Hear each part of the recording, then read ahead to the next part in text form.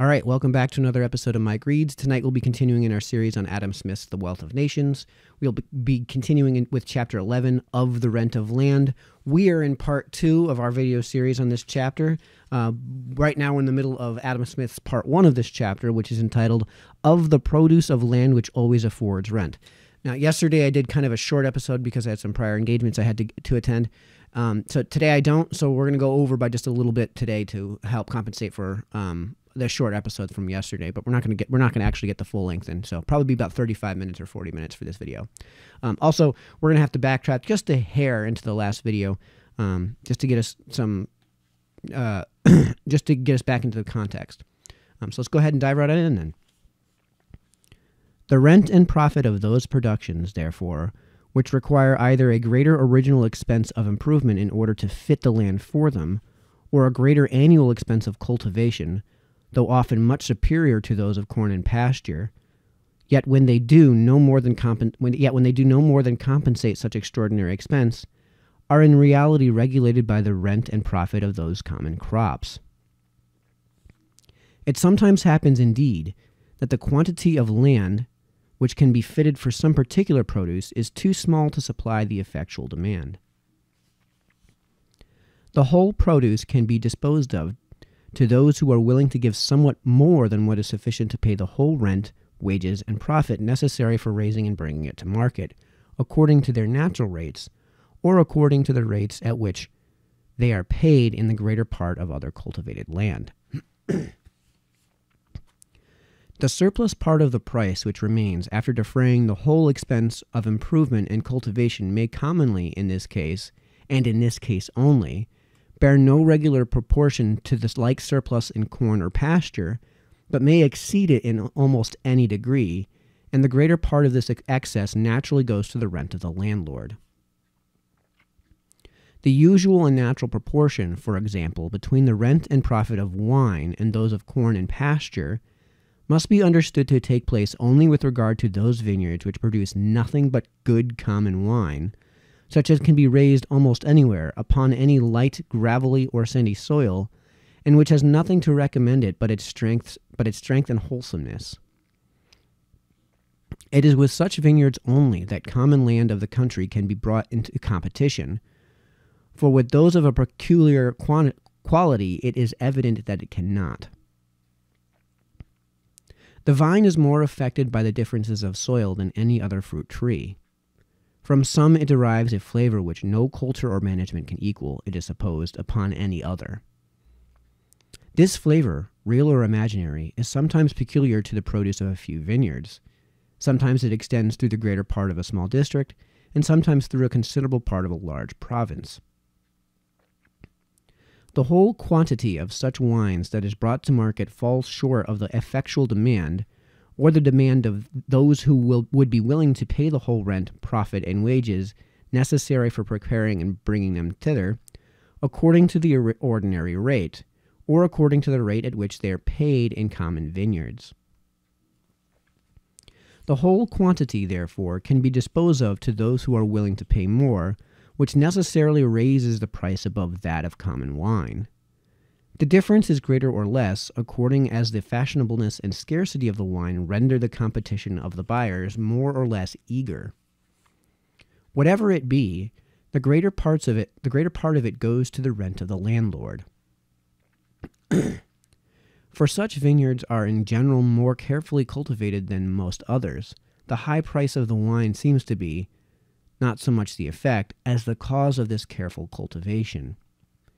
In so valuable a produce, the loss occasioned by negligence is so great as to force even the most careless to attention. A small part of this high price, therefore, is sufficient to pay the wages of the extraordinary labor bestowed upon their cultivation, and the profits of the extraordinary stock which puts that labor into motion. The sugar colonies possessed by the European nations in the West Indies may be compared to those precious vineyards. Their whole produce falls short of the effectual demand of Europe, and can be disposed of to those who are willing to give more than what is sufficient to pay the whole rent, profit, and wages necessary for preparing and bringing it to market, according to the rate at which they are commonly paid by any other produce. In Cochin China, the finest white sugar commonly sells for 3 piastres the quintal, about 13 shillings and 6 pence of our money, as we are told by Mr. Poivre, a very careful observer of the agriculture of that land. What is there called the quintal weights from 150 to 200 medium, which reduces the price of the hundredweight English to about 8 shillings sterling, not a fourth part of what is commonly paid for the brown or muscovado sugars imported from our colonies, and not a sixth part of what is paid for the finest white sugar. The greater part of the cultivated lands in Cochin China are employed in producing corn and rice, the food of the great body of the people.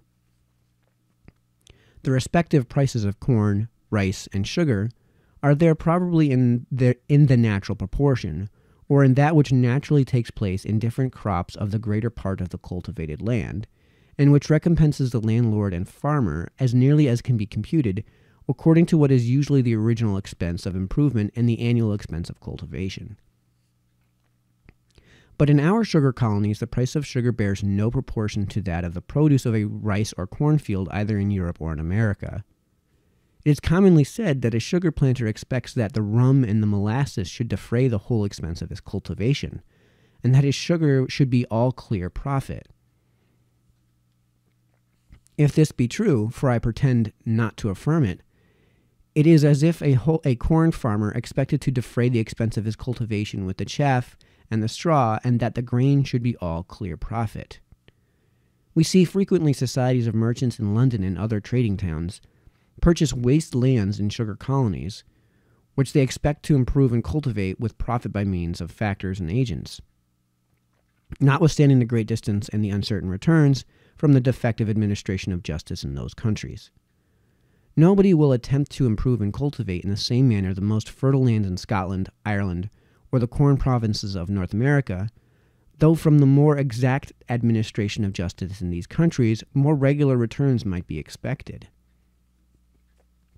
In Virginia and Maryland, the cultivation of tobacco is preferred, as more profitable, to that of corn.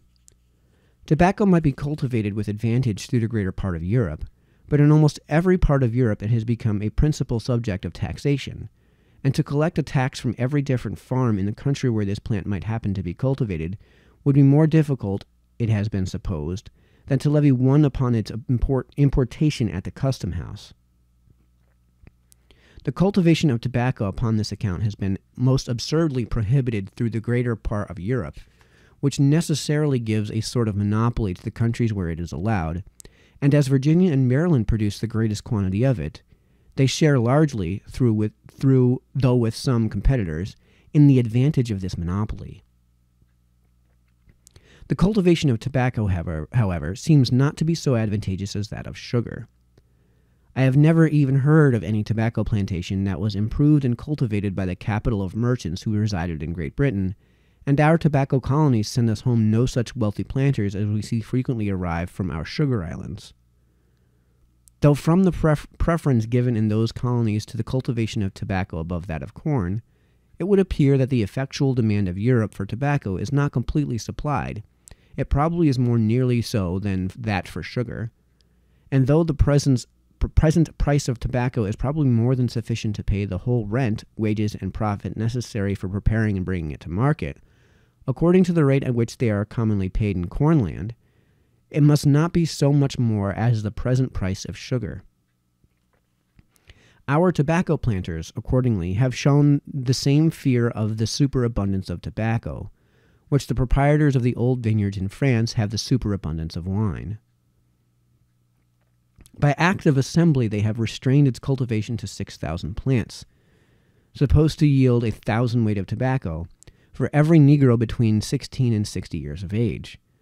Such a Negro, over and above this quantity of tobacco, can manage, they reckon, 4 acres of Indian corn.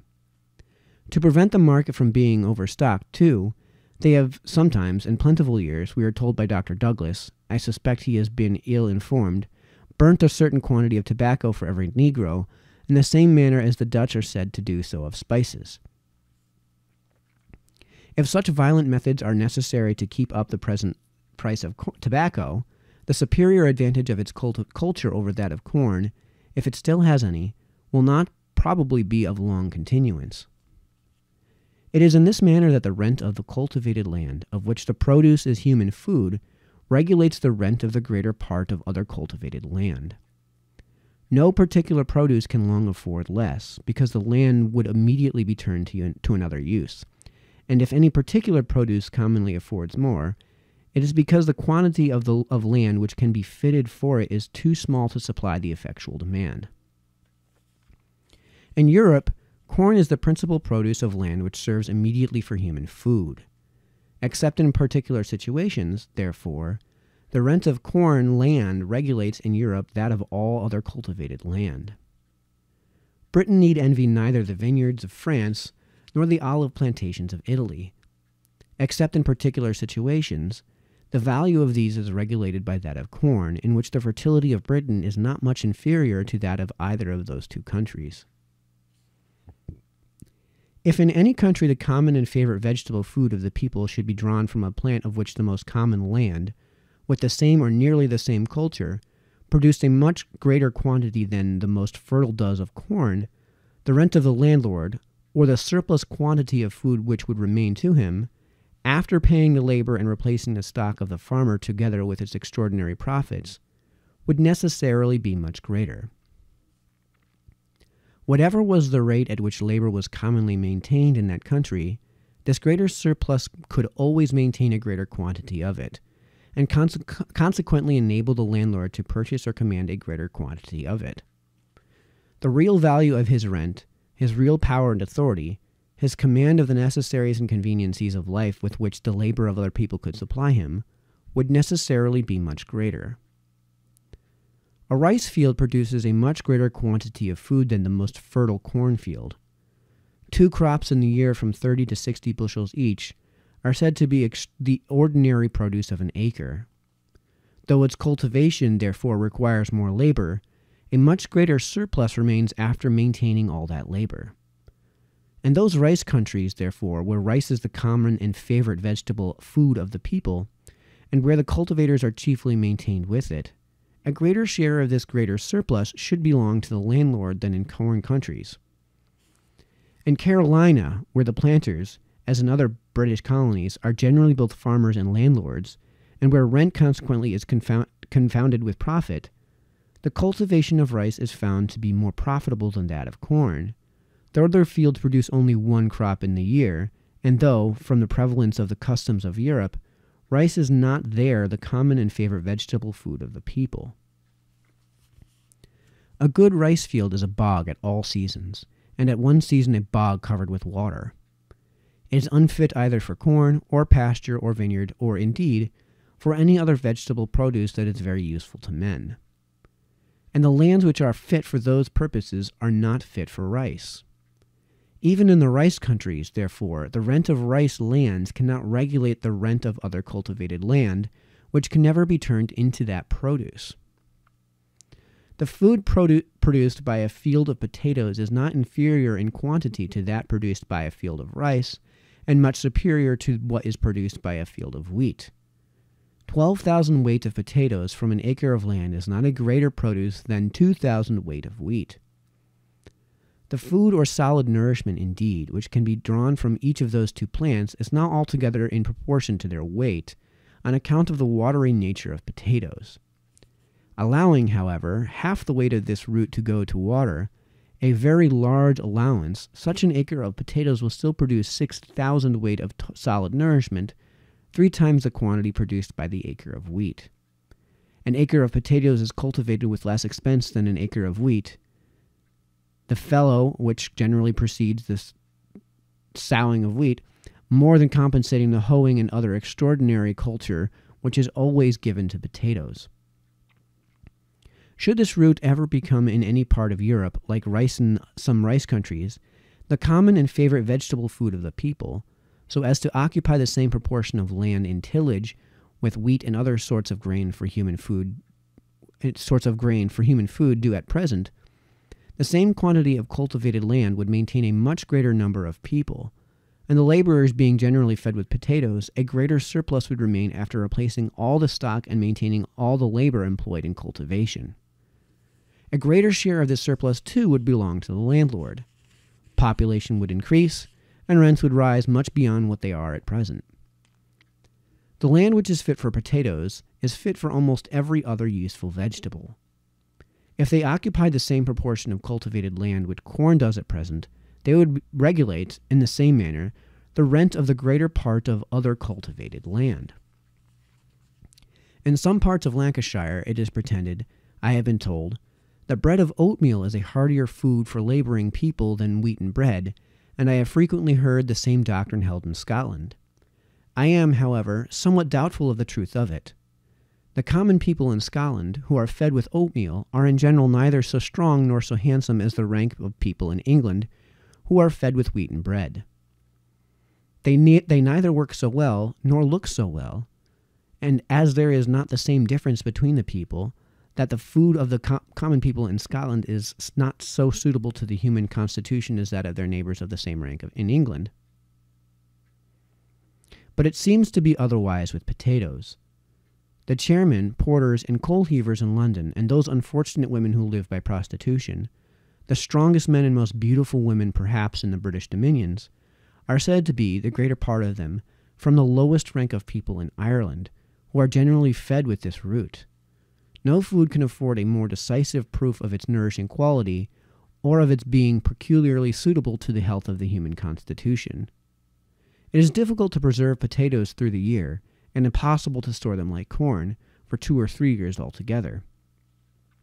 The fear of not being able to sell them before they rot discourages their cultivation, and is, perhaps, the chief obstacle to their ever becoming, in any great country, like bread, their principal vegetable food in all different ranks of the people. Let's take a quick look at how long part 2 is before we dive into that. I believe part 2 was like 30 or 40 pages long. It's 20 pages long, and we're 17 minutes in. All right, let's continue with part 2 then. Of the produce of land which sometimes does and sometimes not afford rent. Actually, you know what? That's silly. Let's call it quits for now, and tomorrow night we should be able to get through a good chunk of chapter 2. So we'll call it quits there. That was chapter 11, part 2.